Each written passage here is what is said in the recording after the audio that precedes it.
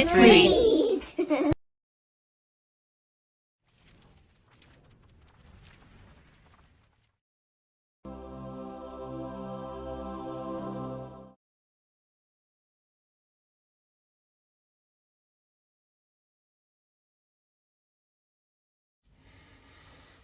Chapter 2, Return to the Wreck.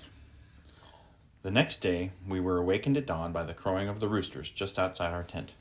Over a breakfast of lobster meat and biscuits, Elizabeth and I made plans for our first full day on the island. "Don't you think you should investigate the land on the other side of the river and see if it's as lush and green as Fritz says it is?" she asked. "You're right," I told her. "We definitely should compare the two areas before deciding where to build our home." "Keep your eyes open for any sign of the crew," Elizabeth called as Fritz and I started on our journey. With this in mind, we chose a path near the shore so that we would be in a position to spot the sailors quickly. But alas, there was no one in sight. All we could see was the wreck bobbing up and down in the azure blue sea. We had just crossed a shallow part of the river when Turk came bounding up and, taking the lead, guided us through the tall grass and tangled vegetation to the top of a hill. The world we discovered that day was truly a tropical paradise. We passed through forests of towering trees of all types, fields of sugarcane and rolling hills of grass, leafy green plants and fragrant flowers. Brightly colored birds darted across our path, and monkeys chatted in the trees as they watched our every move. At noontime, we entered a forest of palm trees. The monkeys, frightened by Turk's barking, scurried to the treetops. From there, they watched as we ate our lunch of leftover lobster and biscuits, making hostile noises and grinding their teeth all the while. Suddenly, Fritz leapt to his feet. "Father, I have an idea," he cried. "I'm going to put these monkeys to work." With that, he began throwing stones at the treetops. This infuriated the monkeys, and they began tearing off all the coconuts they could reach and hurling them down at us. Laughing loudly at the success of his scheme, Fritz opened up some of the coconuts with his hatchet. He passed one to me, and we thirstily drank the milk, which we both agreed was not all that tasty. In late afternoon, we headed for home, weighted down by a sack of Fritz's coconuts, a large bundle of sugarcane, and a collection of plates, bowls, and spoons we had fashioned from gourds. Along the way, we still had another tussle with a troop of monkeys, this time on the ground. Turk, barking loudly, charged into their midst and brutally attacked a female monkey who was cradling a baby in her arms. "No, Turk!" Fritz shouted, rushing to the rescue. But it was too late. Turk not only killed the monkey, but he completely ate her as well. At first, her little orphan baby hid in the grass, but then he scampered out and clambered up on Fritz's shoulders. Father, can't I take him home with me?" Fritz begged. "I'll feed him with me a share of the coconut milk and take good care of him." "All right, bring him along," I replied. "I suppose it's the least we can do." No bigger than a kitten, the little monkey rode gleefully home on Fritz's shoulders.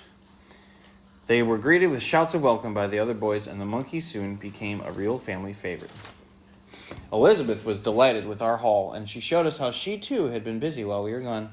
She'd made it a turn on which little Francis was now roasting a goose. Beneath the goose, she'd spread out oyster shells to make a perfect drip pan. "You know, my dear," I said after I had taken my first bite of goose, "I do think the land we explored today would make us a good home. However, before I begin such a project, I think we should bring the animals in from the wreck." "I'm sure you're right," Elizabeth said, passing around some Dutch cheese from one of the casks. "Otherwise, they'll wash away in the first rough sea. Fritz and I will leave at dawn. I don't like leaving you and the other boys alone, so before we go, I will erect a pole with a white sail flying. If an emergency arises, take down the sail and fire a gun 3 times. With the signal pole erected, Fritz and I sailed back to the wreck early in the morning. The first thing we did was to load up 6 of the tubs with the provisions we found on board. Kitchen utensils, a silver service, metal plates, chests of wine and butter, ham, sausages, sacks of grains and potatoes, farm implements, hammocks, and blankets. Filled to the brim now, the tub sat dangerously low in the water. Fritz then attached a sail and a rudder to our little ship to help speed the voyage back to land. "Perhaps we could make a raft for all the animals," he suggested. "Now, son, how could we persuade a cow, a mule, 6 sheep, 2 goats, and a pig to get on a raft, much less remain still long enough to ride it to shore? No, we'll have to think of something else. How about life jackets? We at least make each animal a life jacket." At first I laughed, but then I decided it was worth a try. Each life jacket consisted of 2 casks, one on either side of the animals. These were tied together by leather ropes with a large cork underneath for buoyancy. One by one, each animal was fitted with his life jacket, then pushed into the sea. After only a moment under the water, the animals quickly bobbed up and began swimming towards the shore. Mighty proud of themselves and in high spirits over the success of our experiment, Fritz and I hopped into the 2 empty tubs, one on each end of the boat. "We're off," I shouted. With the wind filling our new sail, it took no time to get halfway to land. Suddenly, Fritz grabbed me by the arm. "Father, look what's coming!"